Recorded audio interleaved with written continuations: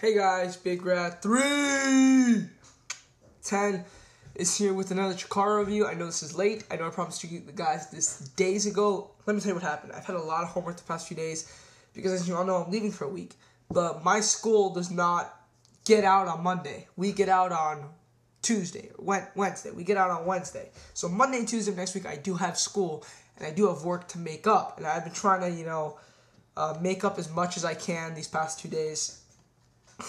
I still haven't made up a lot of it. I'm still going to have to do a lot of it on my vacation, which I know you guys think, yeah, that sucks. But I can't just, I can't have an ROH burnout or a TV show burnout. I can't just sit down and watch a bunch of ROH DVDs, a bunch of TV shows. I have to be doing different things at different times.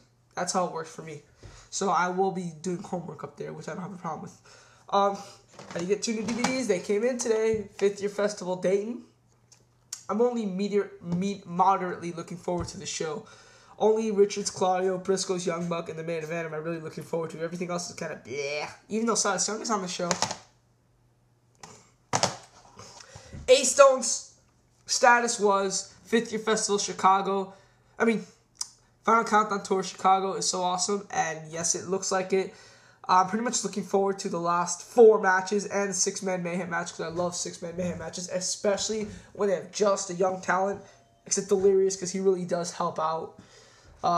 Briscoes, the Wolves, Ariel, Danielson, Cabana, Castagnoli, Stark City Fight Club Young Bucks, Jimmy Rave, Necro, and the Dog Collar match. This DVD looks awesome. I hope these ends you on my usuals. By the way, guys, this DVD, Final Round 2005, was sold out yesterday. I'm sorry, it's probably my fault for ordering it, but it is sold out. Shame. Another Chikara review. I must say the show was pretty good. Very good, I should say. I wouldn't call it Chikara Show of the Year. I don't think it's better than Anniversario Yang. And for King of Trios Night 2, I think it's on the same level. I know the rating should tell you that this should be better, but to be honest, I was kind of tired. And like I said, I have been working lately these past few days. That is true. But also, I did try to watch the main event because I hadn't seen the main event. I had been trying to watch the past 3 days, actually, and I've fallen asleep every single time. Yes, it was like 12:30, and I was exhausted from all the work. Still, I fell asleep like 3 times. So, and it wasn't really a very enjoyable show, I would say. Like, it has 3 very, very, very, very, very good matches, but the flow of the show was not good. I don't think the flow of the show was good at all, to be honest. Seeing as how, I don't know, I'll get into it. Okay, we start off with F.I.S.T versus Incoherence. This was a pretty good opener. I'm going to give this 3.25 stars. Fun, got to cry into it. Pretty much 3.25 stars is the desirable rating for an opener, in my opinion. 3.5 stars I would classify as a very good opener, and obviously 4 I would classify as a great, excellent opener. But 3.25 stars is usually the medium for most openers to try to strive for. Unless it's a 5-minute fun match, which was what happened on, Optimus TV against Mr. World. So yeah, this was a pretty good match. A lot of nice spots with Incoherence. I'm sorry if I don't remember the first 6 matches of the show, as I saw that like on Monday. But yeah, this was a pretty fun match from what I remember. Next, we get Ariel versus Sara Del Ray. This was, people always say that independent women wrestling is the best wrestling. Well, in reality, what match did I just see? Colin I thought was better than this. This was boring. This was Russ. I don't think it's like a 1.75, maybe 2, but 2 is really pushing it. It wasn't watchable, I would say, but I really did not enjoy it that much. The Champions of Charity Award presentation was good, but killed a lot of time. It was nice to see, to recognize the Lobster Man. More recognize the charity efforts that people do for charity, which is a good thing. But it did eat up a lot of time, and I just got kind of bored towards the end with the whole Tim Donst attacking Hydra thing. So next to Eddie Kingston, Grizzly, Redwood versus Delirious and Ultramantis Black. This was not a good tag team match, I'll say. This was 2.25, really not enjoyable at all. This is why I don't like Eddie Kingston. Okay, I do like Kingston's promos. He has the best promos in wrestling by far. I think he's better than Chris Hero. I think he's better than everyone. Austin Aries, in my opinion, he does. He doesn't make them as often as those guys, so maybe people might not think that. But when he delivers a promo, he delivers an awesome promo. Each promo is different from Kingston. CM Punk and Jericho, the promos are pretty much the same. Aries, again, they're kind of the same. They all kind of center around the, you people are this. Kingston gets more into it. I love his promos. I think he's the best promo guy in the world, I would say. But in the ring, I only like half of his stuff. And when he's good, he's only good okay. When he's bad, he's bad. That's kind of why like I'm not really leaning towards the opposite side of the middle of my life for Eddie Kingston. But this was only an okay match, 2 1/4, 2, nothing enjoyable. Next we get the match that everyone's been talking about on the show, including 4 of my favorite wrestlers, including 2 of my favorite wrestlers in the independent scene. Well, one's not on the indie scene anymore, and you guys know I'm a huge Quackenbush mark. I love my Quackenbush. I still say he's top 5 indie wrestler right now, purely because I said this before and I'll say it again. Not only can he do it all, but he can do it all. Like in each category, he's in like the top 3. He's like the top 3 high flyer when he wants to be. He can be a top 3 submission wrestler, and he can be a top 3 grappler, brawler, whatever. Name it, he can do it. That's why I love him so much. So, I was really looking forward to this match. I was kind of disappointed. I don't think this is 4 1/4. I think this is a plain 4, which is still very good. But, like, you know, I guess I was just disappointed because I expected a little more from the match. The after-match Danielson promo was pretty good, I must say. And I don't know, I don't remember if they played the final countdown or not. They might have, I don't remember. But anyways, this was a very good match. Match of the night, I would say.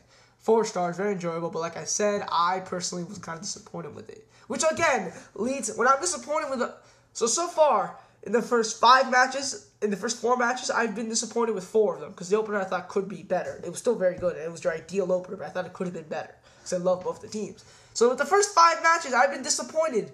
Then with the 7th match, I'm disappointed as well. Disappointment. I don't care if the matches are 3.5 when they're supposed to be 4, and you have 10 3.5 matches.